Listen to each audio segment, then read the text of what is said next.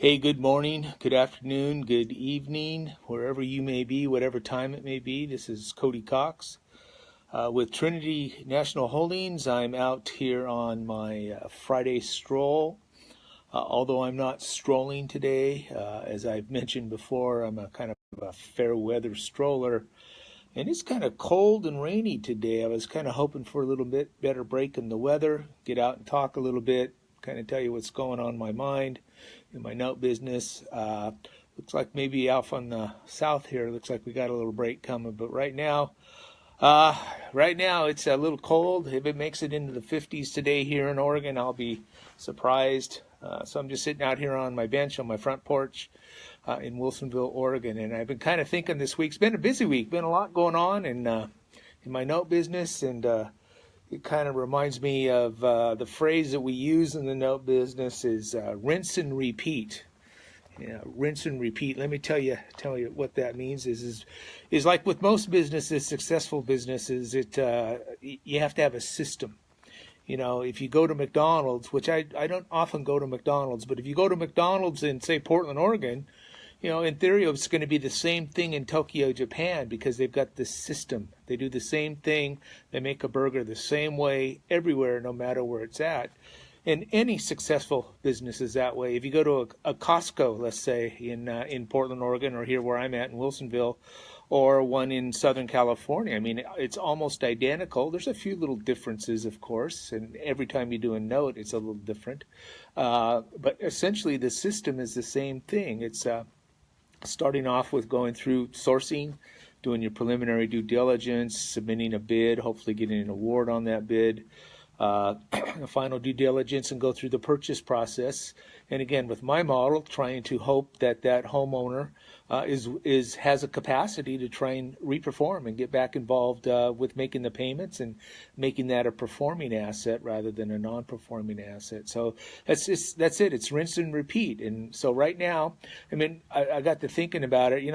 I've been involved in doing promissory notes for just a little over 3 years now, I think is the count, maybe a little bit more. But I finally got intense into it just about 16 months ago, and I bought 4 assets in December of 2016.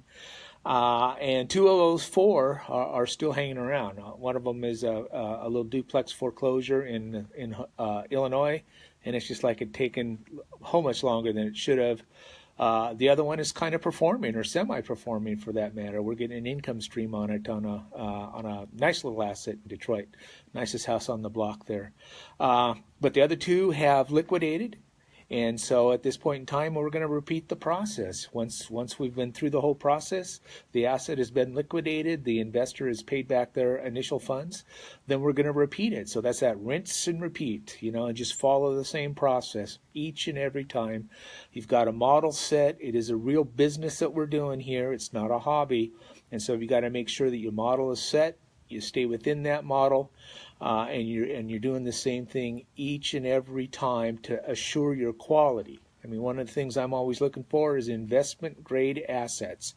There's plenty of assets that run across my desk that just for the heck of it, we could buy it. I could buy it. I've got investor money waiting to be deployed, and we could just buy it. But I won't buy an asset just simply because there's an asset to buy. It's got to be investment quality. It's got to be something that, I may not myself want to live in the property, but that people will. People will live in that asset, and you've got to make sure that in the event you end up taking that asset back, that there is appeal to that particular property for somebody to want to come along and buy it. Even if it's going to need a little fix-up, even if it's an investor or rehabber that would buy it and put it back on the market for a retail buyer on down the road. So right now, I just counted up. I think I've got 5 REOs that I need to liquidate.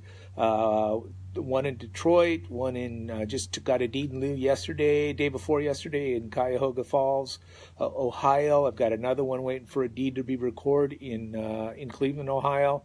I've got one in Canton, and one in Michigan City, Indiana, and hopefully that's 5. But this is the repeat part. These are the ones where I purchased them just about, a little less than a year ago, 8 months ago. Usually I set the expectation for the investor to anticipate holding the money, holding the asset for 12 months, give or take a few. And so we're right in that ball game. Everything is accounted for. Part of my process, part of that rinse and repeat system, that process is to make sure you've judged exactly what the cost might be in order to hold that for a 12-month or more period. So everything is playing out as I planned it a year ago, and so we're on the back side of these things here. We've entered it a year ago, did the process, now we're on the back side. So we're looking for that rinse part of it, if you will, to try and liquidate that asset, and then we'll repeat it with that investor's funds and just roll it. It'd be great to be able to roll this 2 or 3 times a year. Doesn't always work that way. But when it does, hopefully our investors are happy. They've been pleased with our service for this 12 to 15 month period, and we can go at it again. So anyway, just think about it. Thanks, John. Appreciate that. But just think about that in whatever your endeavor is, whether you're an active note investor or, whatever sort of business you are. Maybe you're out there making movies. Maybe you're buying cryptocurrency or all these other things that are available to investors right now. It's kind of the same thing. Enter at the right price, go through your process, stay within your model. Don't vary outside of that because that's where you get in trouble. And then once you liquidate it, it's time to repeat. So with that, this is yesterday was the day we all us LLC guys had to have our tax returns.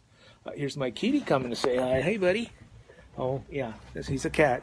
But at any rate, had to have all our tax returns in yesterday, or at least have our extensions filed, so hopefully you were able to keep up with that. But anyway, thanks a lot, guys, for listening today. I've got some stuff coming out as far as, some inventory I'm trying to liquidate, so if you guys know any rehabbers in the cities I'd mentioned, I'd be appreciative of them forwarding over to me. Anyway, with that, God bless, and just remember, one final thing is together, our potential is infinite. Thanks a lot, and talk to you next week.